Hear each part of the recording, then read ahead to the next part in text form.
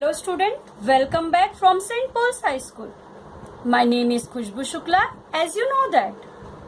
So my dear children, as we have learned in our last video, addition. In addition, we have learned rules of addition, or you can say that properties of addition. Simple addition, carryover addition and word problem. So my dear children, today we will revise once again addition.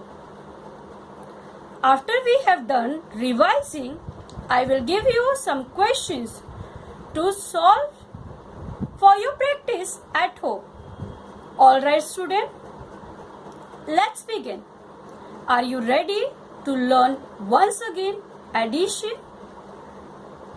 Yes children? So let's start.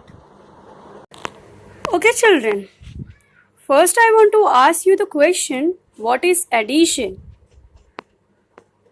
Okay, let me tell you. Addition means putting the things together. Simply we can say that when we get together most of the things, two or more things put together, this process is known as addition. Okay children, what is the symbol or sign of addition? So my dear children, the symbol of addition is plus. What is the symbol of addition? Plus. Now my dear children, we will revise some new terms related to addition. So here when we add two numbers like 324 plus 212. So my dear children, when we add two numbers like 324 plus 212, these numbers are called addends. Or simply we can say that the numbers to be added are called addends. And after adding these numbers, we get their value. So this value is called sum. So in addition, whatever answer we will get it, so that answer is called sum. 324 and 212 both are known as addend. And whatever answer we get by the process of addition of these two addends, that is 536, is sum value, which is termed as sum. So my dear children, let us revise rule of addition, or we can say that properties of addition. So the first rule of addition is when 0 is added to a number, the number remains unchanged. It means when we add 0 to any number, then there will no change. Means the answer will be number itself. Let us take one example. Suppose when we are going to add 987 plus 0, so answer will be 987 itself. So there is no changes in the answer. Yes children, the number itself comes after adding 0 to any number. Yes children. So now children will see the second rule. Second rule, when we add 1 to a number, we get its successor. Simply we can say that when we add 1 to any number, we'll get its successor. So successor means next number. So here is one example. 99 plus 1 is equals to 100. So when we add 99 plus 1 will get 100. So 100 is the successor of 99. So my dear children, we'll see the third rule of addition. Third rule, the order of the numbers to be added does not change the sum. That means when we change the order of addition, the answer will be still same. No effects on the answer after changing the order. So my dear children, we'll see one example over here. 234 plus 147. It will be exactly equal to 147 plus 234. The sum of these numbers 381. So my dear children, when we add 234 plus 147, we'll get the answer 381, or 147 plus 234, we get same answer 381.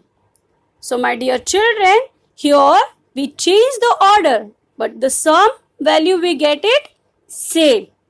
Yes?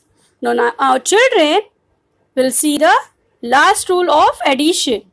Fourth rule, when two or more numbers are added, the sum of the numbers remains the same even if they are grouped in a different ways. So my dear children, here I have given you the question 64 plus 22 plus 34. Yes. So here three add-ins are there. So I have make a group of first two numbers, that is 64 plus 22. So we have to solve the first group questions. Yes. So 64 plus 22 is equals to 86. Now we have remaining 34. So we have to add 34 in 86. So 86 plus 34 is equals to 120. Now children will see the second way. Here same question, 64 plus 22 plus 34. So I have make a group of 22 plus 34. So my dear children, we have to solve first group 1. 22 plus 34 is equals to 56. Now remaining is 64. So we have to add 64 in 56. So 64 plus 56 is equals to 120. Yes, my dear children. Now children, in both way, we got same answer even we change the group. Yes, children. So now children will see the one example in addition. Add 5471 plus 4386. So my dear children, we have to place these numbers according to their place values, which is like this. So my dear children, always we start adding the numbers at ones place. So children, at ones place we got 1 and 6. So by adding these two add-ins, which at ones place, the value which we get after adding 1 plus 6 is equals to 7. So children will write this sum value at ones place, that is 7. Now we'll see the tens place. So my dear children, at the tens place, we have got 7 and 8. So by adding these two add-ins, which is at tens place, the value which we get after adding 7 plus 8 is equals to 15. So children, we got here 105 tens. Yes. Now children will write 5 in the tens column and carry 1 to the hundreds column. Yes? Yes, children? Now we'll see the hundreds place. Now children, at hundreds place we got 4 and 3. And we are going to add 1, which is we carry. Yes. So we have to add 4 plus 3 plus 1. The value which we get, that is 8. So my dear children, will write 8 in the hundreds column. Yes children. Now we'll see the thousands place. So my dear children, here we got 5 and 4 at thousands place. So by adding these two addends, which is at the thousands place, yes, the value which we get after adding 5 plus 4 is equals to 9. So we'll write this sum value at thousands place. Yes. So children, therefore after adding 5471 plus 4386 is equals to 9857. We got the sum value of these two addends, 9857. Now children will see the word problem in addition. Yes. So the question is, Jack bought a refrigerator for rupees 39,472 and a television set for rupees 21,340. So how much money did he spend altogether? So children, in word problem, we have to write statement. So the first statement is cost of the refrigerator, that is 39,472. Now we'll see the second statement. The second statement is cost of the television set, that is 21,340. Now we'll see the third statement. The third statement is total amount spent, that is 39,472 plus 21,340. So my dear children, we start adding at ones place. Now children, at ones place we got 2 and 0. So we'll add 2 plus 0 is equals to 2. So we'll write 2 at ones place. Yes. Now we'll see tens place. Tens place we got 7 and 4. So we'll add 7 plus 4 is equals to 11. So 11 we got their value. But 1 we write at tens column and 1 we are going to carry at hundreds column. So we'll see the hundreds place. Hundreds place we got 4, 3 and 1. 1 which we carry over. Yes. So we'll add these three addends.